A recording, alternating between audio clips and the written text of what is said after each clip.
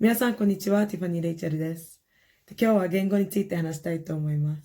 で、それは、ティファニーはどっちの方が話しやすいの英語か日本語ってよく聞かれるんですけど、簡単に答えたら、話題によるってよく言うんですけど、それを今日具体的に説明したいなと思ったので、楽しんでいただければなと思います。The only reason why English can be hard for me is because English feels like an equation that I'm always solving as I'm speaking.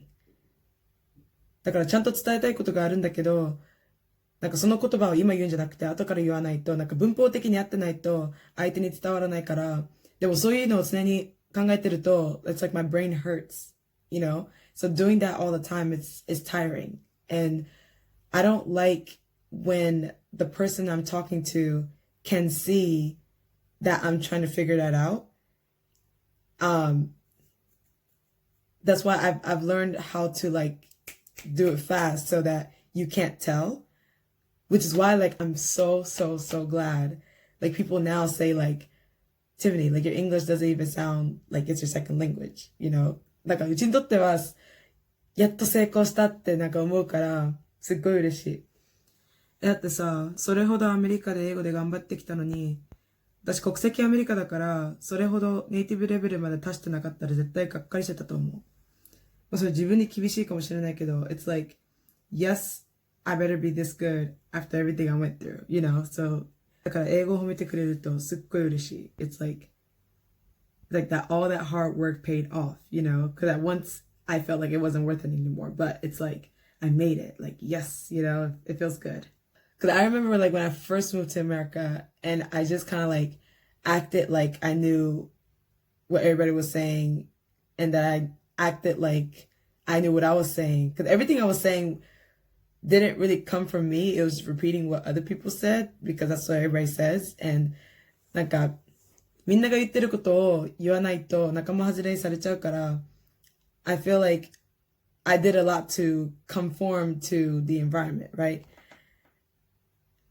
でもそれを毎日やってるとやっぱり疲れて、and because identity was so important in America, I felt like I had to have a definition of what I was, right? And I remember learning about 内向的と外向的について学んだのを今でも覚えてて、アイデンティティがとにかく大事だから、自分はどっちだろうみたいなことを思ってた時に、英語でみんなと話すのが疲れてたから、もしかしたら内向的だなって思って、I felt like I didn't like talking to anybody. I felt like I didn't like talking. Not realizing that I was just tired of talking in English because it drains my energy, you know? だからやっぱり方式的に思ってると、I'm always, I'm constantly thinking you can't say that now, you gotta say it later or else it's not gonna make sense to them and things like that. だから疲れたと思う。でも日本語は完璧ではないけど、そこまで脳みそ使ってないから、気楽に話せるような気がする。特に飲んでる時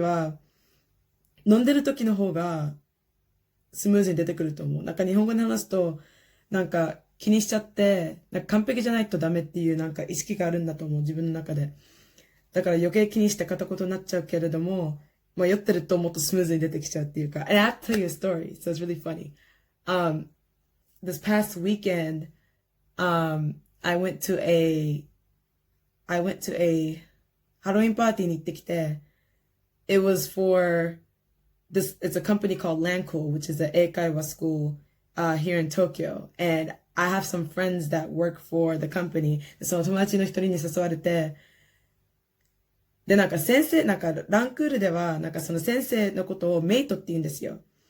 で、そのパーティーに行った人も、その英語学んでる人、先生たちもいて、私もランクールに関わってないのに、パーティーに行ったっていう感じで行ったんですけど、But all the students that were at the party thought I was a mate, of a different department or something. で、I was really nervous at first. 最初はすごい緊張して、もう話せなくて。But there was this one person who we kept making eye contact. だからもうその時点で逆に話せないと逆に変だから、we talked a little bit. でも彼は日本人で、生徒の一人だったんですけど、we were talking, but I pretended like I didn't speak Japanese, and he thought I was a mate. だから英語で話して、so in English I was hey, how long have you been learning English? And then he answered, and then we had like a good amount of like back and forth.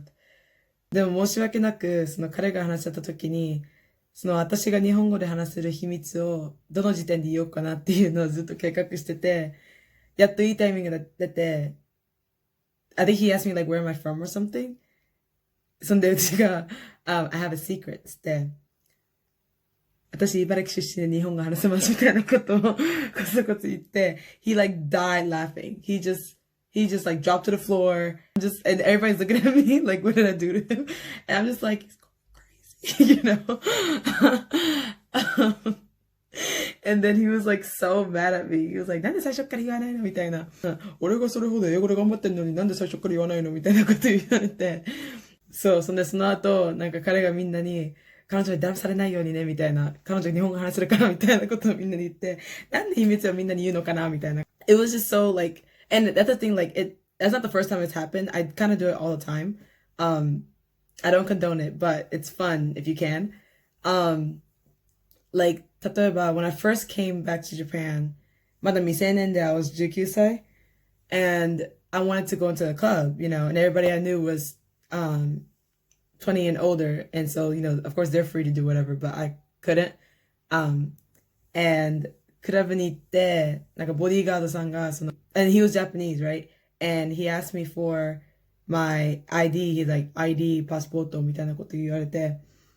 And so I would be like, こんばんは、日本語少し話せますみたいなこと言って、パスポートないみたいなことをなんかアメリカ人的に言って、and of course he believed me that I didn't speak Japanese because you're not going to question this face because I don't look half and I'm not half, you know?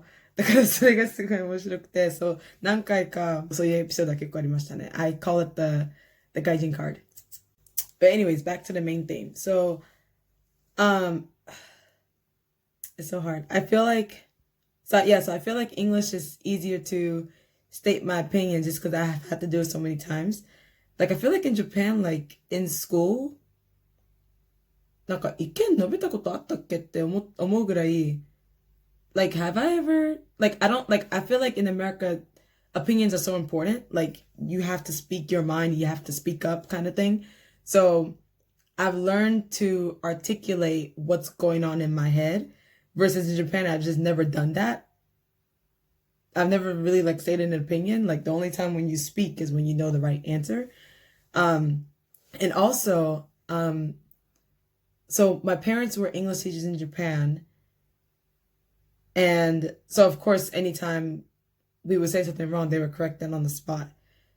And so the reason why I was uncomfortable talking with my parents was because it's in English, but also whenever I was speaking English, I felt like I wasn't heard because instead of like the response that I would get from them wouldn't be about what I just said, but rather it would be rephrase it or like they would correct my English. You know what I mean? So although they heard what I was saying, I didn't feel heard. Which is why なんかめんどくさいなって思って、it's like, of course I don't want to talk to them if they're not going to engage into my conversation, you know, but I mean, that didn't diminish our relationship. We've always had a good relationship, but it just felt troublesome if every time I speak, it's like, it's not engaging into what I'm saying, you know? And I mean, that happened until like after I moved to America and it was like my third or fourth year. Yeah. So I'll never forget the moment that I came home from school one day, and I wanted to state an opinion to my parents. And I said what I had to say. I don't even know what I said because I was so shook about what happened. So I said what I wanted to say, and my English wasn't corrected because I said it correctly. And so the response I got was, wow. And I'm like, is that it? Like, because at that point, like, for the past 16, 17 years of my life, my English has been corrected no matter what I say. And so I'm expecting my English to be corrected and they'll hear a partial of what I'm saying. But no, like at that point, it was just, wow. And so I felt like such an emotional connection with my parents from that point.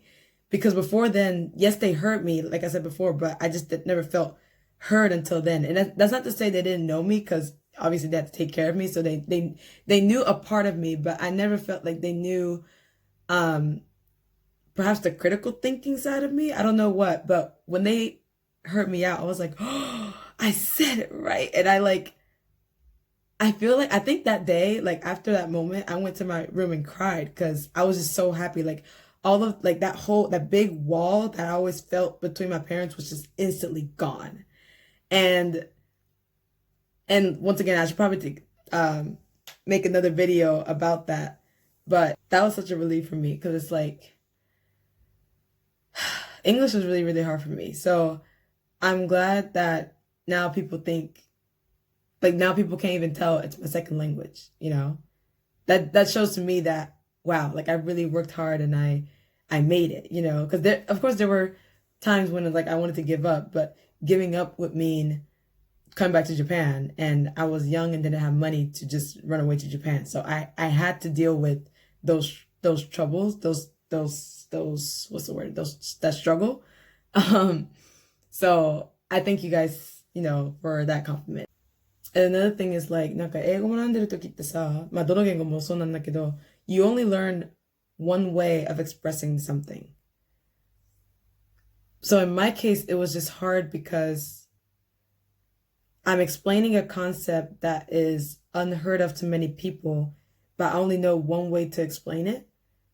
And so I have no further way to describe what I'm talking about. You know what I mean? So like the way I'm saying it could make sense in English, but the concept is so unheard of. So I would need more explanation for the person I'm talking to understand what I'm saying. But English, I only know one way of saying everything, you know, at least at the time. Yeah, I only knew one way of saying everything. And so if that one way didn't work, それ以上の説明はもうないっていう。だからその限界がちょっと難しかったのもあるし。And I feel like for me, like, it's different. And also, like, I think I'm going to make another video for this. なんか日本人としてのアメリカの経験と、アメリカ人としてのアメリカの経験はさすがに違うんですけど、その中では、like the language, like for example, if a Japanese person is not good at English and they're in America, because they're Japanese, it's expected by Americans that they're not good at English, and you can hear it and you see their face like they're not from America, right? But me, I am American and I look like the other Americans. Therefore, I'm expected to know as much English as native speakers who were born and raised in America. So it was worse when I wasn't believed that I was from Japan and I didn't know how to explain myself out of it. Therefore, I felt like I had to work harder to fit in with everybody. You know what I mean? Like I had to work harder to, because obviously the route of me telling the truth, saying that I'm from Japan didn't work because nobody believed it. So there was a point where I just started lying, you know, it's like, because the lie sounds more like the truth than the truth. So I hid the fact that I was from Japan. I didn't even want to share it anymore because I only know one way to say that I'm from Japan, and they're not going to believe it. And I'm not going to tire myself out speaking in English and trying to explain myself to these people. And so I put that on the hush hush, you know what I mean? And that was pretty hard. You know, because that's a huge chunk of my childhood I now have to not talk about, you know, everything that I knew. Separate conversation. My bad.